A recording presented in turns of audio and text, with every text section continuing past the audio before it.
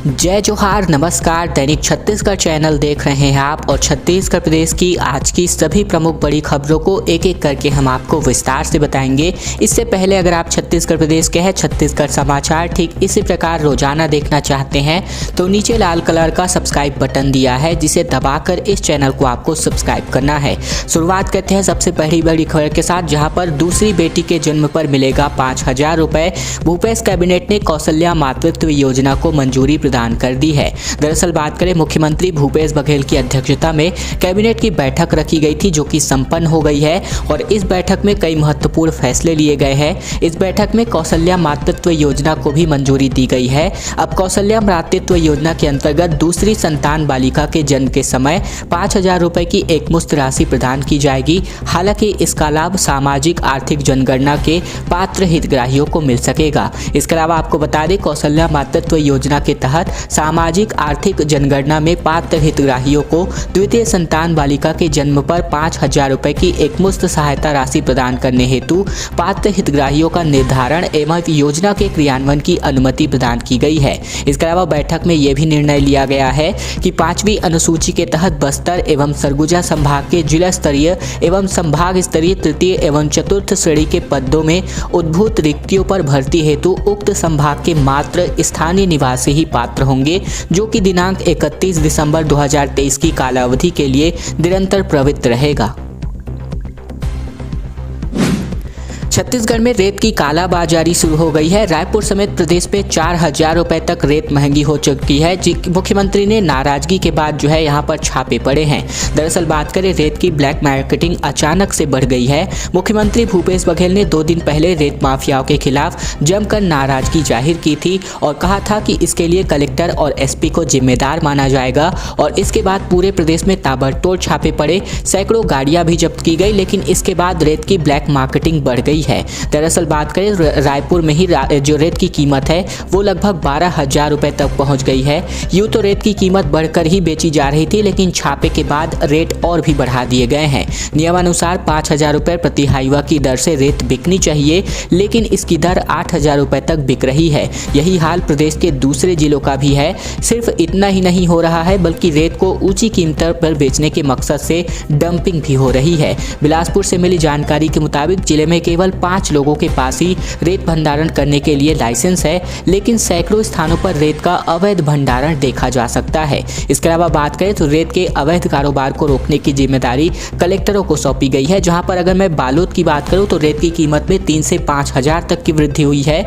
इसके अलावा रायगढ़ में लगभग 1,200 से लेकर के 3,500 तक, अंबिकापुर की बात करें तो 2,500, जबकि कांकेर में 30% तक जो दाम है वो बढ़ गए हैं। जसपुर में 2,000 रुपए एक्स्ट्रा, जबकि बलौदा बाजार में 17,000 रुपए में ये जो रेत है वो बिक रही है। जबकि धमतरी में 2 से 3,000 रुपए तक रेट बढ़े हैं। जांजगीर में 1,500 रुपए ज्यादा, जबकि बस्तर में 6,500 की रेत अब 8,500 में। इसके अलावा बिलासपुर में भी कीमत बढ़ने की चर्चा हो रही है। मकान में पार्किंग नहीं तो लगेगा जुर्माना। 5,000 वर्ग फीट के प्लाट में पार्किंग अनिवार्य है, नहीं बनाई गई तो यहाँ पर 2 लाख रुपए तक सरकार वसूलने जा रही है। दरअसल बात करें, अगर आपके घर में कार पार्किंग नहीं है और उसे आप सड़क पर खड़ा करते हैं तो ये खबर आपके लिए बड़ी खबर है, क्योंकि छत्तीसगढ़ सरकार ने ऐसे लोगों से समन शुल्क वसूलने जा रही है जिनके घर के नक्शे में पार्किंग का प्रावधान है और उन्होंने पार्किंग नहीं बनवाई है। यह जानकारी राज्य के वन, आवास एवं परिवहन मंत्री मोहम्मद अकबर ने पत्रकारों से चर्चा के दौरान कही हुई है। इसके अलावा उन्होंने बताया कि मुख्यमंत्री भूपेश बघेल की अध्यक्षता में कैबिनेट की बैठक संपन्न हुई है और इसी में यह फैसला लिया गया है। फैसले की जानकारी देते हुए मंत्री मोहम्मद अकबर ने बताया कि मंत्रिपरिषद ने छत्तीसगढ़ अनाधिकृत विकास का नियमितीकरण अध्यादेश 2022 के प्रारूप का अनुमोदन किया है। इसके साथ ही अनाधिकृत विकास का नियमितीकरण नियम 2022 में संशोधन के प्रस्ताव पर भी अनुमोदन के पश्चात इसके तहत 2011 के पहले और 2011 के बाद अनियमित निर्माण को नियमित करने का प्रावधान है। जिन्होंने बिना नक्शे पारित कराए अथवा नक्शे से अधिक निर्माण किया है, उनसे निर्धारित शुल्क लेकर के नियमितीकरण किया जाएगा। राहुल गांधी से मिलना चाहते हैं नवा रायपुर के किसान। आंदोलनकारी किसानों ने मंत्री अफसरों से कहा कि राहुल से मुलाकात नहीं कराई तो सड़क पर बैठेंगे ग्रामीण। दरअसल बात करें नवा रायपुर में 30 दिनों से धरने पर बैठे किसान 3 फरवरी को कांग्रेस के पूर्व राष्ट्रीय अध्यक्ष राहुल गांधी से मिलना चाहते हैं। नई राजधानी प्रभावित किसान कल्याण समिति ने कांग्रेस के प्रदेश अध्यक्ष मोहन मरकाम, सरकार के 3 मंत्रियों और वरिष्ठ अफसरों को एक पत्र लिखा है। इसमें कहा गया है कि अगर मुलाकात नहीं कराई गई तो नवा रायपुर क्षेत्र के ग्रामीण सड़क पर बैठ जाएंगे। नई राजधानी प्रभावित किसान कल्याण समिति के अध्यक्ष रूपन चंद्राकर के मुताबिक समिति की ओर से कृषि मंत्री रविंद्र चौबे, वन आवास एवं पर्यावरण मंत्री मोहम्मद अकबर, नगरीय विकास मंत्री डॉक्टर शिव कुमार डहरिया को एक पत्र भेजा गया है और ऐसा ही पत्र कांग्रेस के प्रदेश अध्यक्ष मोहन मरकाम, अभनपुर विधायक धनेंद्र साहू, अपर मुख्य सचिव सुब्रत साहू और रायपुर कलेक्टर सौरभ कुमार को भी लिखा गया है। इसमें कहा गया है कि हमारा 10 सदस्यीय प्रतिनिधिमंडल 3 फरवरी को राहुल गांधी से चर्चा करना चाहता है और इस चर्चा में नवा रायपुर के विकास से प्रभावित किसान परिवारों के साथ हुए अन्याय की बात रखी जाएगी। हम राहुल गांधी को बताना चाहते हैं कि उनकी अगुवाई में बने भू अर्जन पर पुनर्वास कानून के बावजूद उन्हें उनकी जमीन का 4 गुना मुआवजा नहीं दिया जा रहा है। तो ये सभी बातों को लेकर के नवा रायपुर के आंदोलित किसान जो यहाँ पर राहुल गांधी है कांग्रेस के राष्ट्रीय अध्यक्ष, इनसे मुलाकात करने जा रहे हैं। और अब चलिए छत्तीसगढ़ में बीते 24 घंटे के दौरान कोरोना के ताज़ा आंकड़ों की बात करें तो बीते 24 घंटे में कुल मिलाकर 3241 नए मामले सामने आए हैं और इसके बाद से प्रदेश में अब वर्तमान सक्रिय मरीजों की संख्या की बात करें तो ये लगातार घट रही है और घट करके 21,162 पर जा पहुंची है। इसके अलावा कोविड-19 के कुल मिलाकर के 4 मौतें जो है बीते 24 घंटे में दर्ज हुई हैं। इसके अलावा बात करें कोमॉर्बिडिटी के साथ कुल मिलाकर 12 लोगों की मौत को जो है अन्य कारणों की वजह से हुई है प्रदेश में। इसके अलावा 47,509 लोगों की कुल मिलाकर के टेस्ट हुई है, जिसमें ये जो संख्या है यानी कि 3,241 ये जो है पॉजिटिव आए हैं। फिलहाल जिलेवार आंकड़े इस वक्त आप अभी अपनी स्क्रीन पर देख रहे हैं, जहां पर सर्वाधिक आंकड़े की बात करें यानी कि अधिकतम आंकड़े की बात करें तो लगातार दुर्ग से 243, इसके अलावा राजनांदगांव से 199, जबकि रायपुर से 493, धमतरी से 316 सहित जो केसेस हैं वो यहाँ पर आप अभी स्क्रीन पर देख रहे हैं। और अब बात करते हैं ओबीसी वर्ग के लोगों के लिए 10% जमीनें आरक्षित होंगी। भूपेश कैबिनेट में और भी महत्वपूर्ण निर्णय लिए गए हैं, जैसा कि मैंने अभी आपको बताया था। दरअसल बात करें अन्य पिछड़ा वर्ग के लोगों में उद्यमिता को बढ़ावा देने हेतु छत्तीसगढ़ राज्य की औद्योगिक नीति 2019-24 में संशोधन के प्रारूप का अनुमोदन किया गया है, जिसके तहत अन्य पिछड़ा वर्ग के नागरिकों के लिए औद्योगिक क्षेत्र में 10% भूखंड आरक्षित किए जाएंगे, जो भू प्रीमियम दर है इसके 10% दर तथा 1% भू-भाटक की दर पर उपलब्ध कराए जाएंगे। इसके अलावा राज्य में धान उपार्जन हेतु बड़ी मात्रा में जूट बैग की आवश्यकता को देखते हुए राज्य की औद्योगिक नीति 2019-24 के अंतर्गत जूट बैग निर्माण प्रोजेक्ट हेतु विशेष निवेश प्रोत्साहन पैकेज देने का निर्णय लिया गया है। इसके अलावा छत्तीसगढ़ राज्य में वृहद, मेगा एवं अल्ट्रा मेगा उद्योगों की स्थापना को प्रोत्साहित करने हेतु छत्तीसगढ़ राज्य की औद्योगिक नीति 2019-24 के अंतर्गत इलेक्ट्रिक व्हीकल तथा लिथियम आयन बैटरी क्षेत्र हेतु विशेष प्रोत्साहन पैकेज देने का निर्णय लिया गया है। इसके अलावा छत्तीसगढ़ राज्य में न्यूनतम समर्थन मूल्य पर कोदो, कुटकी एवं रागी का प्राथमिक वनोपज सहकारी समिति के माध्यम से क्रय करने का निर्णय अनुमोदित किया गया है। इसके अलावा बैठक में कई सारे महत्वपूर्ण निर्णय लिए गए हैं, जैसा कि मैंने आपको बीते न्यूज़ में कौशल्या मातृत्व योजना के बारे में भी बता दिया है। छत्तीसगढ़ में एक और बड़ी खबर, जहां पर फसल बीमा राशि की मांग को लेकर के धरना प्रदर्शन किया जा रहा है। 11 गांवों के किसान इसमें एकत्र हुए हैं। दरअसल खबर जो है बालोद जिले से आ रही है, जहां पर बालोद जिला के डौंडी ब्लॉक के अंतर्गत कोटा गांव के लगभग जो किसान है 11 गांव के किसान है फसल बीमा राशि की मांग को लेकर के अपना धरना प्रदर्शन कर रहे हैं। धरना प्रदर्शन में आदिम जाति सेवा सहकारी समिति मर्यादित कोटा गाँव के सामने समिति क्षेत्र में आने वाले 11 गाँव के किसान एकत्र हुए हैं। किसान नेता बड़कू लाल का कहना है कि कोटगांव समिति के लगभग 300 किसानों में से सिर्फ 9 किसानों को ही बीमा की राशि का भुगतान हुआ है।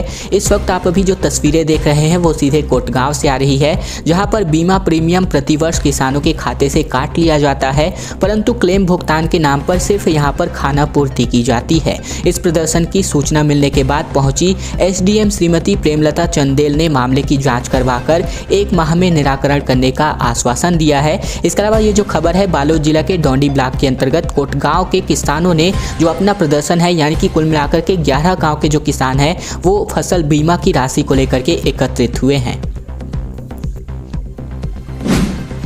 भूपेश कैबिनेट की बैठक में एक और नई प्रस्ताव है जिस पर मुहर लगाई गई है, जो कि प्रधानमंत्री आवास योजना से संबंधित है। दरअसल प्रधानमंत्री आवास के लिए यहां पर छत्तीसगढ़ सरकार वापस से लोन लेने जा रही है। जमीनों की गाइडलाइन भी बदल चुकी है और ई व्हीकल पॉलिसी भी छत्तीसगढ़ सरकार ने ले आई है। दरअसल बात करें, मुख्यमंत्री भूपेश बघेल की अध्यक्षता में कई महत्वपूर्ण फैसले लिए गए हैं, जिसमें राज्य में निवेश को बढ़ाने, इसके अलावा युवा रोजगार और बालिका सशक्तिकरण, साथ ही साथ जल जंगल जमीन और वनोपज को लेकर के कई महत्वपूर्ण निर्णय हुए हैं। इसके अलावा जो अनुमोदन है इसको भी लेकर के महत्वपूर्ण निर्णय हुए हैं, जबकि नई पदों के सृजन, नए कर और नए लोन को भी लेकर के यहाँ पर जो यहाँ पर अनुमोदन है वो यहाँ पर प्रस्ताव पास किया गया है। इसी अनुमोदन में प्रधानमंत्री आवास योजना ग्रामीण के तहत वित्तीय वर्ष 2019-20 में राज्यांश राशि 762 करोड़ 81 लाख रुपए ऋण माध्यम से शासकीय गारंटी के रुपए Chhattisgarh rural housing corporation limited को अनुमति प्रदान की गई है। यानी कि इसका सीधा साधा मतलब ये है कि 2019-20 में जो प्रधानमंत्री आवास योजना वापस केंद्र सरकार के खाते में चली गई थी, यानी कि केंद्रांश राशि जो यहाँ पर राज्यांश राशि राज्य सरकार उपलब्ध नहीं करा पाई थी, उसको अब उपलब्ध कराने जा रही है। यानी कि 2019-20 के लिस्ट में जिसका भी नाम यहाँ पर रखा गया था, उनको अब वापस से उनके चांसेस हैं कि अब उनको प्रधानमंत्री आवास योजना का लाभ मिल सकता है। वार्षिक परीक्षा के लिए लगभग 1,80,000 आवेदन आए हैं रविशंकर विश्वविद्यालय में, जहां पर रविशंकर विश्वविद्यालय की वार्षिक परीक्षा के लिए कुल मिलाकर 1,80,000 आवेदन आए हैं। पिछली बार की तुलना में 30,000 से भी ज़्यादा छात्रों की बढ़ोतरी हुई है। दरअसल पंडित रविशंकर शुक्ल विश्वविद्यालय की वार्षिक परीक्षा के लिए इस बार तकरीबन 1,80,000 आवेदन मिले हैं। पिछली बार की तुलना में इस बार 30,000 छात्र ज़्यादा परीक्षा देंगे। सेमेस्टर परीक्षा की तरह ही वार्षिक परीक्षा भी ऑनलाइन मोड में होगी और इस संभावना के कारण कई छात्रों ने भी अपना आवेदन प्रस्तुत किया है। इस बार नियमित के साथ साथ प्राइवेट की परीक्षा देने वाले छात्रों की संख्या भी काफ़ी अधिक है। इसके अलावा सोमवार को वार्षिक परीक्षा के लिए आवेदन की तारीख खत्म हो चुकी है और विलंब शुल्क के साथ भी फॉर्म भरे जा रहे थे। पिछली बार वार्षिक परीक्षा के लिए तकरीबन 1.5 लाख छात्रों ने अपना आवेदन प्रस्तुत किया था। इसके अलावा रविशंकर विश्वविद्यालय से दुर्ग विश्वविद्यालय के अलग होने के बाद कॉलेजों की संख्या कम हुई है। इस वजह से पिछले कुछ वर्षों से वार्षिक परीक्षा देने वाले छात्रों की संख्या 1,40,000 से 1.5 लाख तक रही है, लेकिन इस बार छात्रों की संख्या में अचानक 30,000 से भी ज़्यादा की बढ़ोतरी होकर के 1,80,000 पहुंच चुकी है। जबकि पिछली बार रविशंकर विश्वविद्यालय की सेमेस्टर व वार्षिक परीक्षा ऑनलाइन मोड में आयोजित की गई थी। कोरोना संक्रमण की वजह से इस बार फिर से सेमेस्टर परीक्षा ऑनलाइन मोड में ही हो रही है। वार्षिक परीक्षा का आयोजन फिर से ऑनलाइन मोड में ही होगा और इसे लेकर भी छात्रों के आवेदन ज़्यादा मिले हैं और कई छात्रों ने श्रेणी सुधार के लिए भी अपने फॉर्म को भरे हुए हैं। दल बदलुओं को पदाधिकारी नहीं बनाएगी कांग्रेस की सरकार। पीसीसी की बैठक में पैरासूट पदाधिकारियों पर नाराजगी जताई गई है। मोर्चा प्रकोष्ठों के कई ऐसे नेता निशाने पर आ गए हैं। दरअसल कांग्रेस संगठन में पैरासूट पदाधिकारियों को लेकर प्रदेश कांग्रेस कार्यकारिणी की बैठक में हंगामा हो गया। जिलाध्यक्षों की शिकायत पर प्रदेश कांग्रेस अध्यक्ष ने ऐसे सभी पदाधिकारियों को पद मुक्त करने का निर्देश दिया है जो दूसरे दलों से आए हुए थे। मोर्चा प्रकोष्ठों में ऐसे कई बहुत से नेता हैं जो निशाने पर बताए जा रहे हैं। इसमें सर्वाधिक लोग जनता कांग्रेस छत्तीसगढ़ छोड़ करके आए हैं।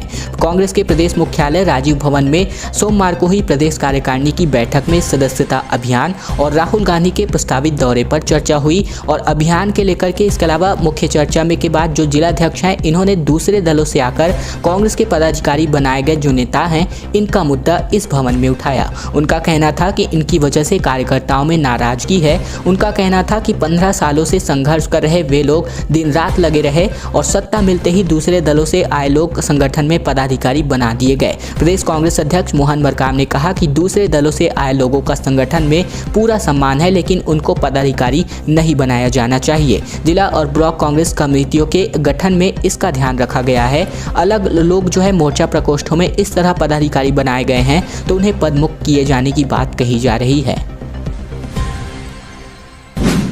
और अब चलिए जो बजट आ चुका है उसका एनालिसिस जो है एक्सपर्ट्स के द्वारा दिया गया है, उसके बारे में आपको कुछ खबरें बता दें। दरअसल छत्तीसगढ़ के एक्सपर्ट्स बोले कि आम आदमी को यहाँ पर इस बजट से कुछ भी राहत नहीं मिलेगा, बल्कि इस वजह से महंगाई बढ़ सकती है, स्टार्टअप्स को यहाँ पर फायदा मिल सकता है। दरअसल देश की वित्त मंत्री निर्मला सीतारमण ने बजट पेश कर दिया है। छत्तीसगढ़ की रविशंकर यूनिवर्सिटी में अर्थशास्त्र के प्रोफेसर BL सोनकर ने हमारी टीम से इस ताज़ा बजट का एक क्विक एनालिसिस किया। उन्होंने बताया कि इस बार के बजट में आम आदमी को लेकर कुछ खास नहीं है। देश की सरकार के सामने कोविड की वजह से आर्थिक चुनौती रही और इसका असर भी बजट में दिखा है। इसके बाद भी जो दावा है वो समावेशी बजट बनाने का है, कुछ सेक्टर को जरूर इससे फायदा मिलेगा। इसके अलावा उन्होंने बताया कि आम आदमी से जुड़ी चीजें हैं, उनकी कमाई पर tax, petrol, diesel, cement, ration, रोजमर्रा की इस्तेमाल होने वाली चीजों के दाम और मकान वगैरह, इनमें से किसी भी चीज में टैक्सेशन में कोई राहत नहीं दी गई है। इसीलिए आम आदमी के लिए इस बजट में कुछ खास मुझे नजर नहीं आता। फिलहाल एक्सपर्ट्स का यही कहना है। खबरों का सिलसिला बस यही तक का था। वीडियो अगर आपको पसंद आए तो इस वीडियो के नीचे लाइक बटन है, जिसे दबाकर इस वीडियो को आपको बहुत ही छोटा सा लाइक कर देना है। नीचे लाल कलर का सब्सक्राइब बटन भी दिया है, जिसे दबाकर इस चैनल को आपको सब्सक्राइब करना है, ताकि प्रतिदिन की महत्वपूर्ण खबरें, छत्तीसगढ़ समाचार बिना किसी रुकावट रोजाना हम आप तक पहुंचा सके। चैनल को सब्सक्राइब करने का बहुत ही छोटा सा काम आप लोगों को जरूर से कर लेना है।